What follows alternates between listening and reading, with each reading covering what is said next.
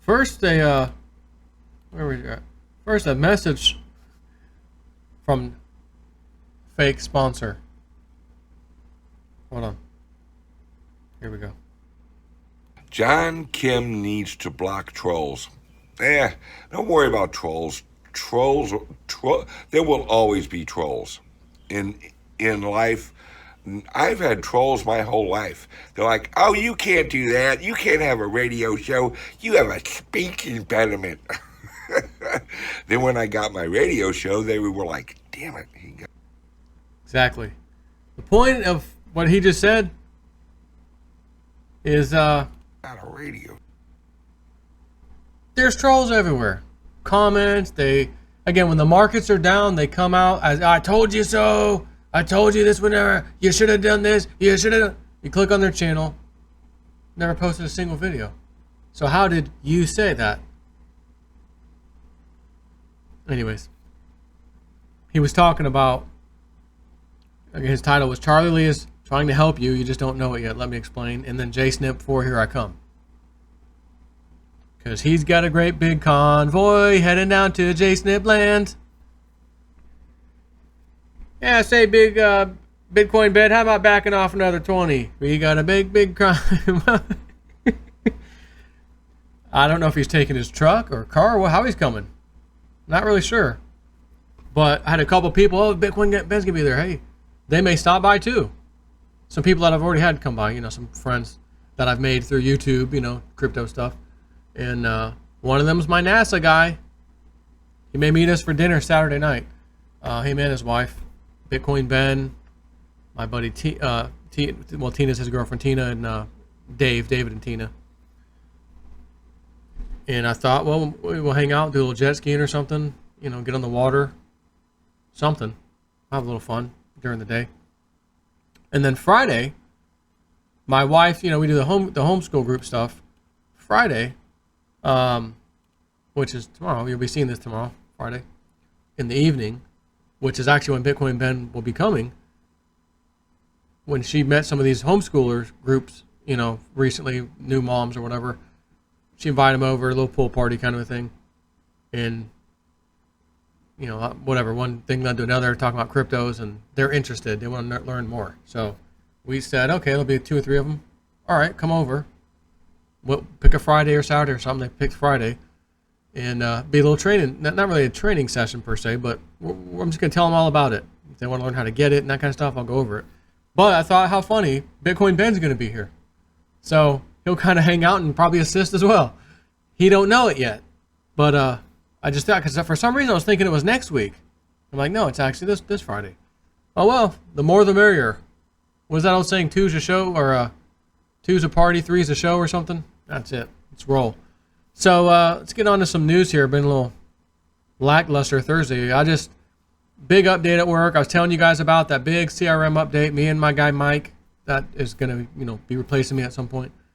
And did it, and then add this, change that, do this too while you're at it, and just been real busy week for me at work. So stayed late a couple times, just some things. I'm like, I don't even feel like doing any videos. So that was yesterday. I don't even feel like doing any videos for Thursday. Taking a day off, man. Taking a day off. So I got to catch up. Got to catch back up. Zero Hedge. Again, this makes me think of the March Webbot report, the video I just did 2 days ago now, I guess. About, man, I was re-looking at that thing, and holy crap, is that thing really let us know what was coming in regards to what I'm about to read you right now. I kind of wish I read this first before doing that video, but this actually came out the day after I did that video. So anyways, U.S. tech giants are too big, too powerful, and now are running into serious trouble. This is from Michael Krieger via the Liberty Blitzkrieg blog, but it's posted over at Zero Hedge. And if you guys may not know this, but a long time ago when Google was new, they had a motto and told everybody they need to live by the motto too. Not just Google, but anyone out there. Search engine, or not search engine, but people with websites, don't do black hat stuff, like do white hat stuff. Don't try to trick the search engines to make your site go to the top. Do no evil. That was their motto. Do no evil. And then not too long ago, believe it or not, they removed the whole motto. Gone. The slogan's gone. At least I gotta give them credit. At least they just realized, guys, we're doing evil like you can't believe. Can we at least get rid of the logo, the motto? All right, all right. Board members, all in favor, say aye. Okay, the ayes have it. Do no evil. Within Google, knowledge about Dragonfly, which is like a little code word, has been restricted to just a few hundred members of the internet giant's 88,000 strong workforce, said a source with knowledge of the project.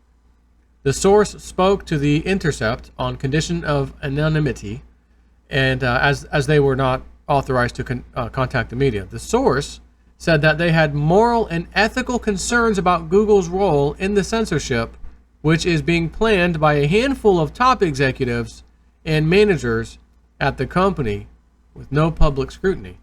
And that just reminded me, I know I sent myself this other video to do. There it is.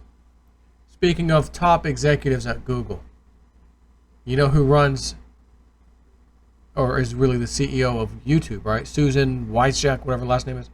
Well, her sister owns and runs 23andMe, the DNA sampling company. And I'm going to refer you real quick. I'm going to get into that in a second, but I got to say it because it's on my mind right now. Because I'm going to do a video on that. Either after this or one or two videos after this. Michelle Whiteduff had said a while back, I think I was going through her blog stuff. I don't even think she said it this year. If she did, maybe she did, but I think she said it previously, like before I even met her and became friends and stuff. And she said something about the DNA stuff. She said, don't do it. She felt like you should not do those things. And if you do decide to do them, put the fakest information you possibly can, so they don't know it's you, including like a fake address. But I find that very interesting that she made that comment. And wait till I read you. Wait till I read you what old 23andMe is doing with your DNA data. Like everything else these internet giants do, it's for sale. And this is the CEO of YouTube's sister that runs that one, I believe. And there was another, Sergey Brin was married to one of them, and the other one had a sister, something like that. Again, anyways, they're related. Like, seriously. So, without further interruptions, I hope, let's continue.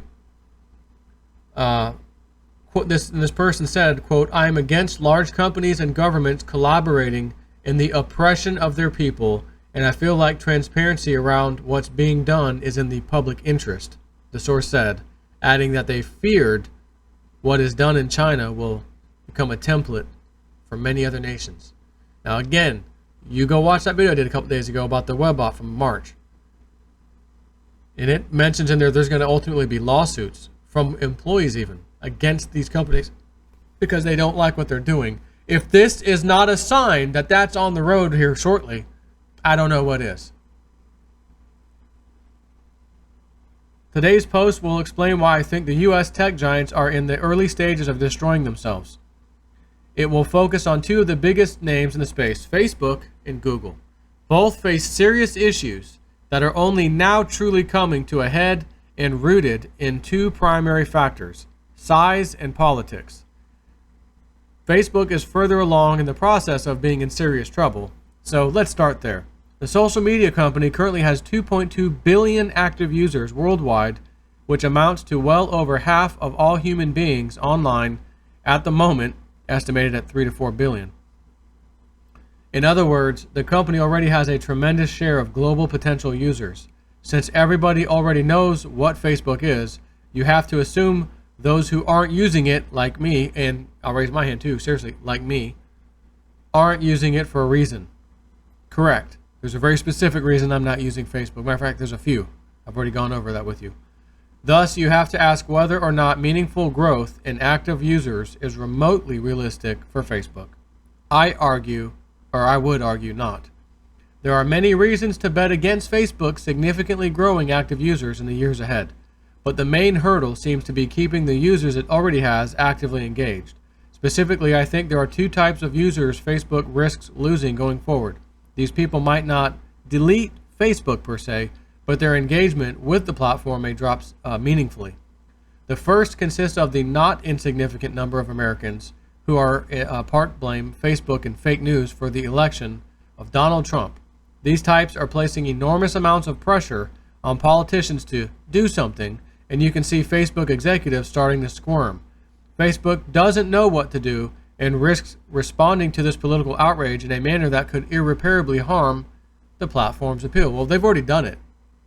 You remember when Zuckerberg was sitting next to Angela Merkel in Germany, and a lot of people have been posting about the immigrant crisis and some of the things those immigrants are doing to their own citizens, which is not good.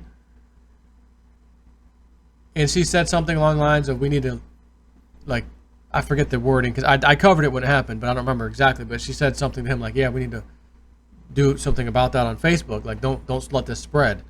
And he said, yeah, we'll have to look at that, or something like that on an open mic. Busted. For example, Facebook executives have recently showed signs of an increased eagerness to grovel to politicians still cranky about Hillary's loss. Here's an example from yesterday's New York Times article. Facebook has identified ongoing political influence campaign. Washington. Facebook announced on Tuesday that it has identified a coordinated political influence campaign with dozens of inauthentic accounts and pages that are believed to be engaging in political activity around divisive social issues ahead of November's midterm elections. See how that's worded? Isn't that funny? They're engaging in political activity. That's like saying they're engaging in crimes against humanity. They're engaging in drug-related this. They're engaging in, pedophilia-related blah, blah. They're engaging in a right they have to do and use. A free, I'm going to say free will, but it's not just free will. It's protected under the Constitution. You can be politically active. It's not a crime. But the way the article, New York Times, of course, the failing, as Donald Trump wants to call it, the failing New York Times,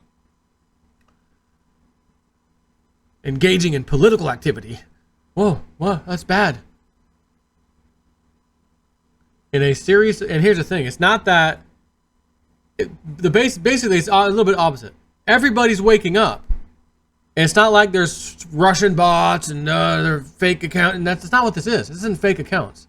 These are real accounts getting banned. Real accounts being silenced to stop spreading the word, to engage with other people and explain things to them that maybe they don't know, get them on the Trump train or the Republican train, so to speak.